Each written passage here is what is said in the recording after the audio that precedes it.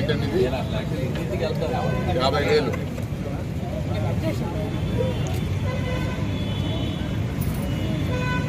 గల్లా సుజాత ఈ లెటర్లో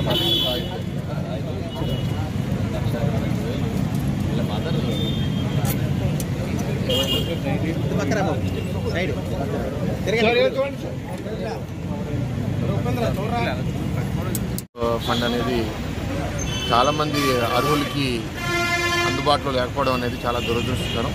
ఈ ప్రభుత్వం మారిన వెంటనే మళ్ళీ పూర్వవైభవం తీసుకోవాలనే ఉద్దేశంతో దీన్ని మళ్ళీ స్ట్రెంథెన్ చేశారు.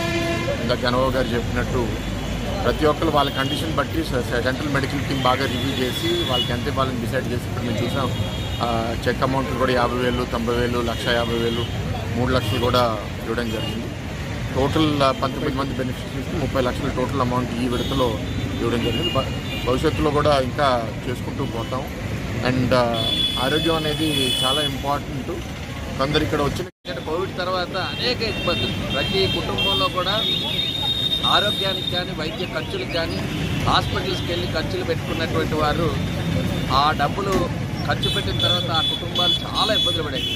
మరి ఈరోజు సుమారు 19 మందికి మన నియోజకవర్గంలో ఈరోజు ముఖ్యమంత్రి సహాయ నిధి నుంచి ఎంత ఖర్చు పెట్టుకుంటే దాంట్లో 50%, 60%, 70% ముఖ్యమంత్రి గారు కానీ అక్కడ ఉన్నటువంటి డాక్టర్స్కి కానీ నిర్ణయం తీసుకొని వాళ్ళకి మరలా చెక్ రూపంలో అంటే వాళ్ళు ఖర్చు పెట్టిన దానికి రీఎంబర్స్ చేస్తూ